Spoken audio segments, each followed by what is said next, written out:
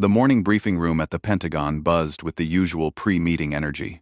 Officers from different branches shuffled papers, checked their phones, and exchanged pleasantries before the joint operations meeting began. The room held an impressive collection of military brass, each wearing their dress uniforms with ribbons and medals that told stories of years spent serving their country. Admiral James Hawk Morrison entered the room with his characteristic confidence. At 52, he commanded respect wherever he went. His broad shoulders carried the weight of 3 decades in the Navy, including 15 years with the SEALs, before moving up the chain of command. The silver dolphins on his chest gleamed under the fluorescent lights, and his weathered face bore the marks of countless missions in hostile territories around the world. As he scanned the room for his assigned seat, his eyes landed on a woman sitting quietly in the corner.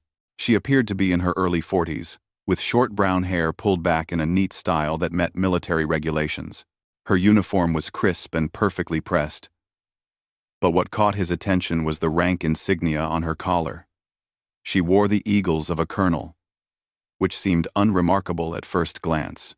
Admiral Morrison had seen plenty of colonels in his career, but something about this particular officer struck him as different. She sat with perfect posture, her hands folded on the table, studying a thick folder of documents.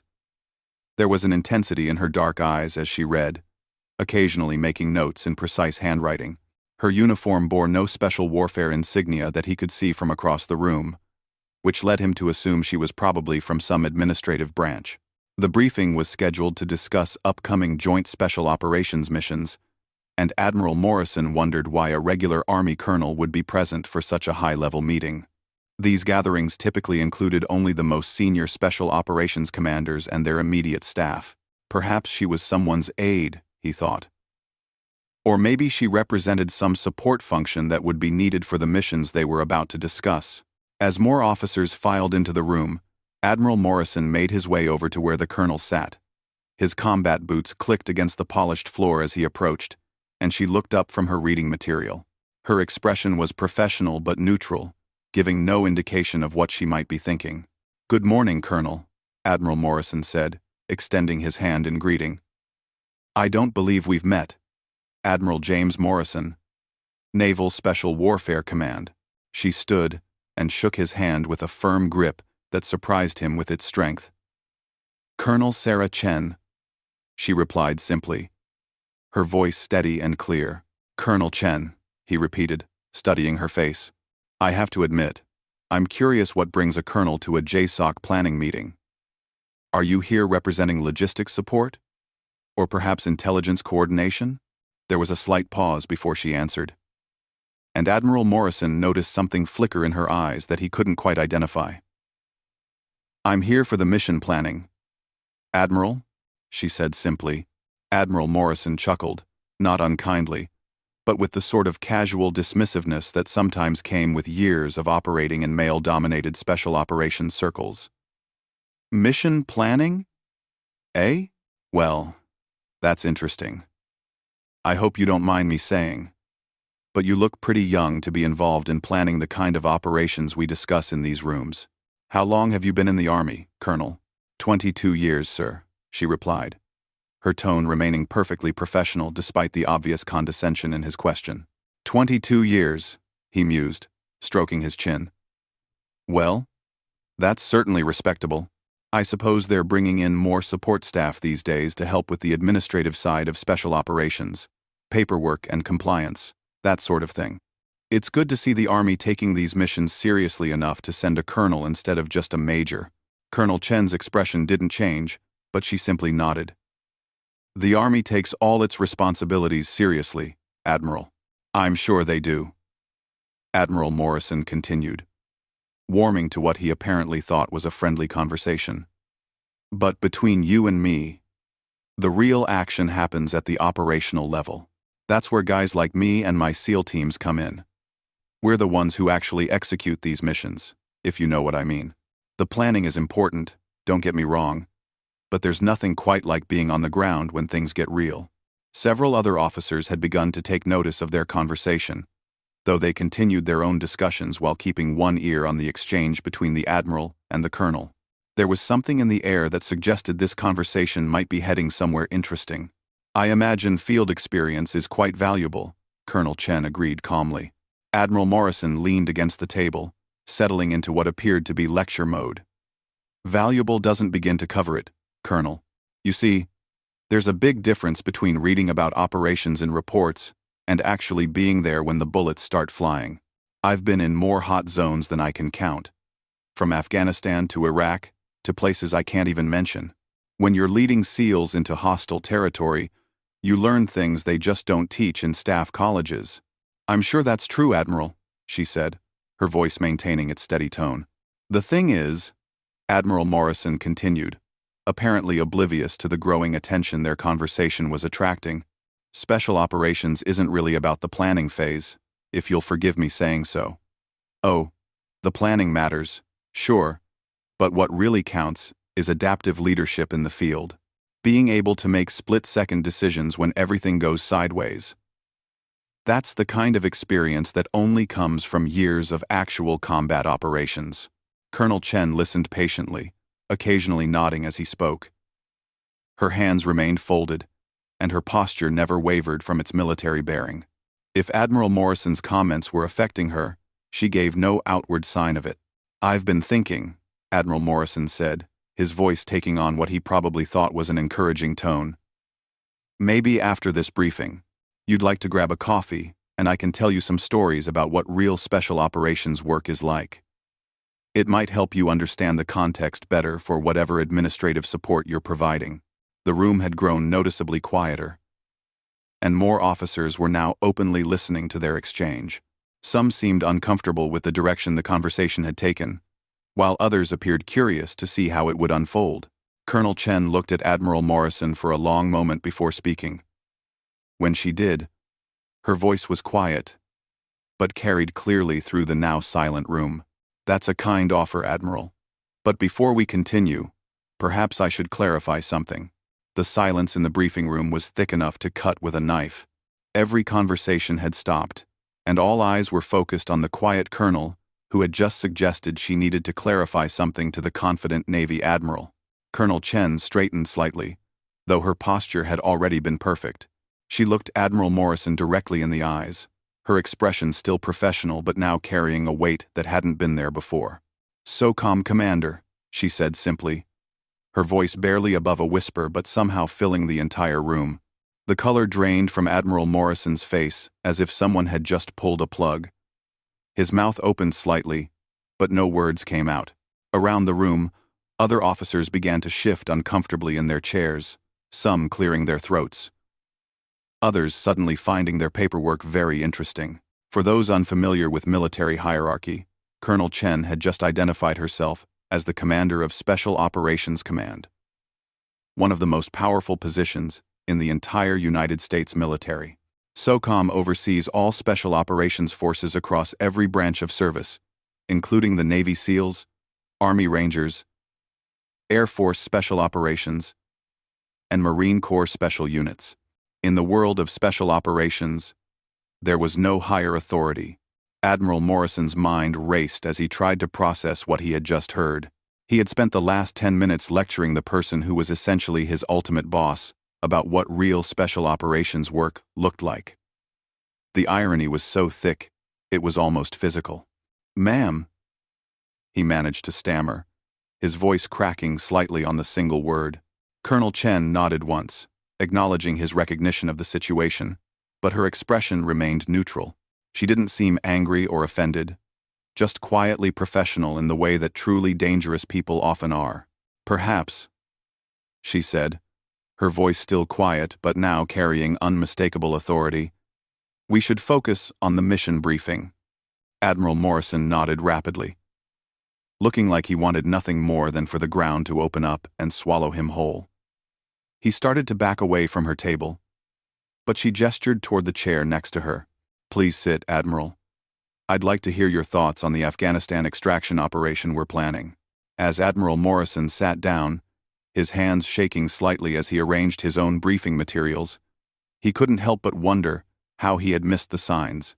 Looking back, Colonel Chen's quiet confidence made perfect sense now. The way she had studied those documents with such intensity, her perfect military bearing, the fact that she was even in this room, it all pointed to someone with serious authority and responsibility. The meeting began in earnest, with a 3-star general calling the room to attention and outlining the agenda. As the briefing progressed, Admiral Morrison watched Colonel Chen in action, and what he saw impressed and humbled him further. When discussing the logistics of moving special operations teams across hostile territory, she asked precise questions that demonstrated an intimate knowledge of how different units operated. She knew the capabilities and limitations of SEAL teams, Delta Force, Rangers, and every other special operations unit represented in the room. "Admiral Morrison," she said during a discussion of maritime insertion techniques, "what's your assessment of using submarine deployment versus helicopter insertion for this particular target?" Her tone was professional and showed no trace of their earlier interaction. She was focused entirely on the mission, treating him with the respect due his rank and experience, despite his earlier behavior. "Ma'am," Admiral Morrison replied, grateful for the chance to contribute meaningfully to the discussion. "Given the target's proximity to the coastline and the need for stealth, I believe submarine insertion would minimize our signature. My SEAL teams have extensive experience with this type of approach." Colonel Chen nodded thoughtfully. "Good point. How long would your teams need for reconnaissance before the main operation?" As the briefing continued, Admiral Morrison learned more about the woman he had so badly underestimated. During breaks in the formal presentation, other officers approached her with questions and updates. He overheard fragments of conversations that painted a picture of someone deeply involved in operations around the world. A Air Force colonel mentioned a problem with aircraft availability for a mission in Eastern Europe, and she immediately suggested an alternative approach, using assets from a different command. An Army general briefed her on intelligence updates from the Middle East, and she asked follow-up questions that demonstrated she had been tracking the situation closely. During one break, Admiral Morrison overheard a conversation that provided more context about Colonel Chen's background. A Marine general was discussing personnel changes in his unit when he mentioned to another officer, "You know, Sarah came up through the ranks the hard way. Started as an enlisted soldier, worked her way through special forces, then got selected for some of the most classified operations we've run in the last 2 decades. Rangers?" the other officer asked. "Started there. But she moved into some units that don't officially exist," the Marine replied quietly. "The kind of operations where success is measured by how little anyone ever hears about them. She's got more combat time than most of the men in this room, but you'd never know it from talking to her." Admiral Morrison felt his stomach clench as he realized just how badly he had misjudged the situation. Colonel Chen wasn't just some administrative officer who had somehow worked her way into a position of authority through political connections or bureaucratic maneuvering. She was a genuine warrior who had earned her position through the same kind of dangerous, difficult service he prided himself on. As the briefing wound down, assignments were handed out for various aspects of the upcoming operations. Admiral Morrison was pleased to learn that his SEAL teams would play a crucial role in the mission, but he was even more impressed by the way Colonel Chen orchestrated the entire operation. She had a clear vision of how all the different pieces would fit together, and she communicated that vision in a way that made everyone understand their role. When the meeting ended, most of the officers filed out quickly, heading back to their respective commands to begin preparations. Admiral Morrison lingered, hoping for a chance to speak with Colonel Chen privately. He wasn't sure exactly what he wanted to say, but he knew he needed to address their earlier conversation. Colonel Chen seemed to anticipate this, because she remained seated as the room emptied, organizing her materials with the same careful attention she had shown throughout the meeting. "Admiral," she said without looking up from her papers, "did you have something you wanted to discuss?" Admiral Morrison approached her table, his earlier confidence replaced by genuine humility. "Ma'am, I owe you an apology. My behavior earlier was completely inappropriate, and I'm embarrassed by the assumptions I made."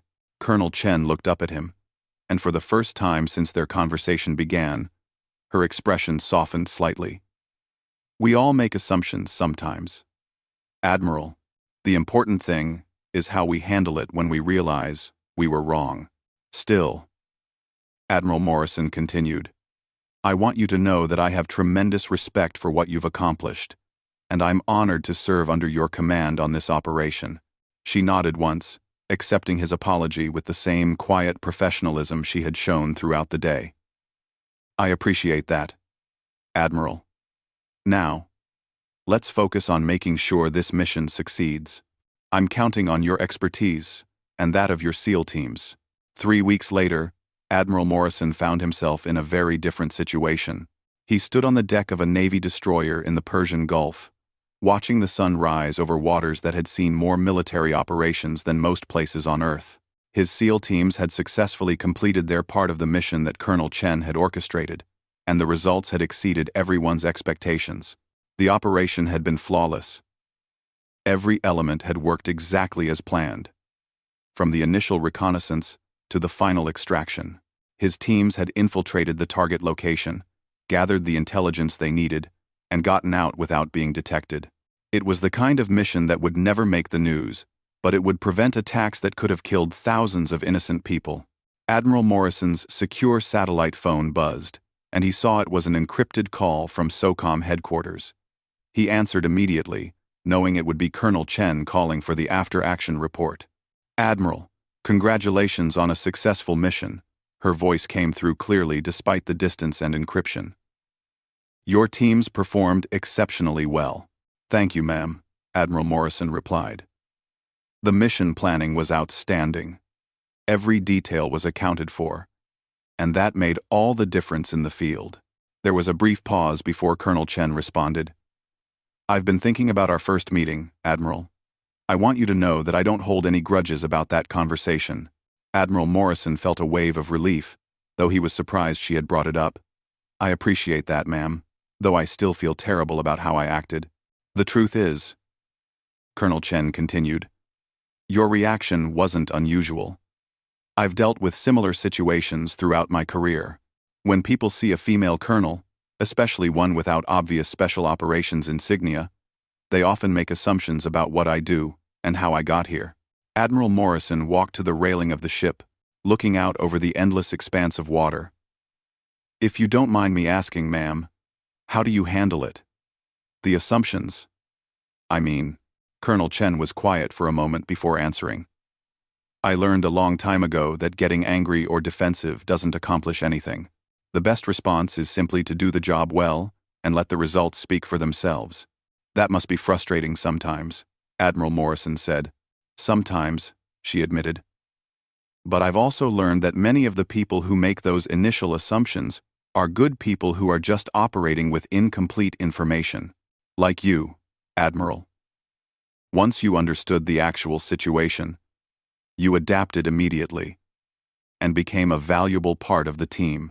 Admiral Morrison thought about that. In the weeks since their first meeting, he had worked closely with Colonel Chen on mission planning and coordination. He had watched her make difficult decisions under pressure, coordinate complex operations across multiple branches of service, and manage personalities and egos that would have challenged anyone. What impressed him most was her leadership style. She didn't lead through intimidation or by constantly reminding people of her authority.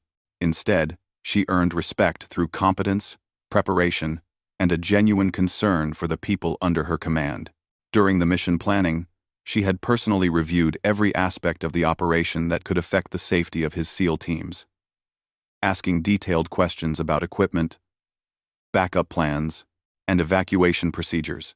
Ma'am, Admiral Morrison said, I want you to know that working with you has changed how I think about leadership. Watching you coordinate this operation has been educational in the best possible way. I'm glad to hear that, Admiral. Leadership is something we should all be constantly learning about, regardless of our rank or experience. As their conversation continued, Admiral Morrison found himself reflecting on his own career and the assumptions he had made over the years. He thought about other officers he might have underestimated, other times when he had let his preconceptions cloud his judgment. It was an uncomfortable realization, but an important one. Colonel, he said, would you mind sharing some advice? How can those of us in senior positions do better When it comes to recognizing talent and avoiding the kind of assumptions I made, Colonel Chen seemed pleased by the question. The most important thing is to listen more than you speak, especially when you first meet someone. Ask about their experience and background before making judgments about their capabilities. And remember that the military is changing. The people coming up through the ranks today may have followed very different paths than we did. She paused before continuing. Also, don't be afraid to admit when you're wrong. Your apology after our first meeting meant more to me than you might realize. It showed character, and it made it easy for us to move forward and work together effectively. Admiral Morrison nodded, even though she couldn't see him through the encrypted phone connection. After the call ended, Admiral Morrison remained on the deck, thinking about the events of the past few weeks. The successful mission was certainly satisfying, but what stayed with him was the broader lesson about judgment and respect. Later that day, he sent an encrypted message to his senior staff back at Naval Special Warfare Command. The message was brief but clear. He wanted to review their procedures for evaluating and working with officers from other branches, particularly those who might not fit the traditional mold of what a special operations leader looked like. 1 month after the Persian Gulf operation, Admiral Morrison was back at the Pentagon for another joint operations meeting. As he entered the briefing room, he immediately spotted Colonel Chen at the same table where they had first met. She was again studying a thick folder of documents, making notes in her precise handwriting. This time, Admiral Morrison's approach was completely different. He walked over to her table and waited until she looked up from her reading. "Good morning, Colonel Chen," he said with genuine respect. "I wanted to thank you again for the excellent mission planning last month. My teams are still talking about how smoothly everything went." "Thank you." To watching, she smiled, a real smile this time, not just the professional expression she had worn during their first encounter. "Good morning, Admiral Morrison. I'm glad to hear your teams were satisfied with the outcome. They did exceptional work in the field." "Ma'am," Admiral Morrison continued, "I was wondering if you might have time after this briefing to discuss some ideas I have for improving inter-service cooperation. I think there are some lessons from our recent operation that could benefit future missions." Colonel Chen nodded approvingly. "I'd be very interested in hearing your thoughts, Admiral. Continuous improvement is how we stay effective." As other officers began filing into the room for the briefing, Admiral Morrison took his seat with a very different feeling than he had experienced a month earlier. He had learned something valuable about leadership, about assumptions, and about respect. Most importantly, he had learned that true authority doesn't announce itself with fanfare or demand recognition through displays of power. Sometimes the most capable people in the room are the ones sitting quietly in the corner, studying their materials, and preparing to do whatever difficult job needs to be done. Colonel Chen had taught him that lesson without ever raising her voice, without ever pulling rank, and without ever making him feel smaller for his mistake. The briefing began, and Admiral Morrison watched as Colonel Chen once again demonstrated the quiet competence that had earned her one of the most challenging positions in the American military. She asked thoughtful questions, provided clear guidance, and treated everyone in the room with the respect their service deserved, regardless of their rank or background. As the morning progressed, Admiral Morrison realized that this experience had changed him in ways that would affect the rest of his career. He would never again assume that he knew someone's capabilities based on their appearance, their rank, or his preconceptions about what a leader should look like. The lesson had been delivered with such skill and professionalism that he almost felt grateful for the embarrassment of that first encounter. Sometimes the most valuable lessons come wrapped in humility, and sometimes the best teachers are the ones who could have made us feel foolish, but choose instead to help us become better versions of ourselves. Colonel Sarah Chen, SOCOM commander, had done exactly that.